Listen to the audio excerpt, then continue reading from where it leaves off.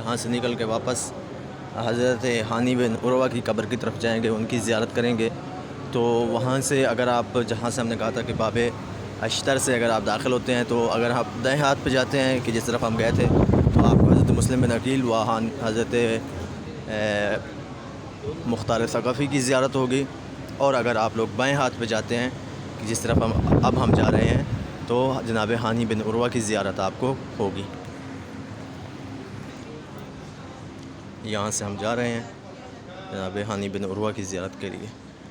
ये जनाब हानी बिन उरवा की ज़ियारत है जो आप सामने देख रहे हैं। ये उनकी ज़रिए मुबारक है हज़रत हानी कि जिनको हज़रत मुस्लिम बिन अकील का साथ देने की वजह से जनाब मुस्लिम के साथ ही शहीद किया गया था।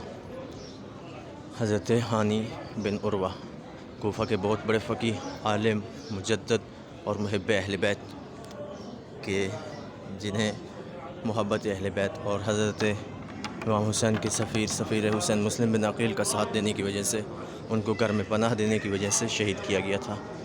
इनके सर को भी हज़रत मुस्लिम बिन अकील के सर के साथ कूफा की गलियों और बाज़ारों में खींचा गया था। ये है जनाब हज़रत हानी बिन उरवा। अल्लाहुम्मा सल्ली अला मुहम्मद व आले मुहम्मद।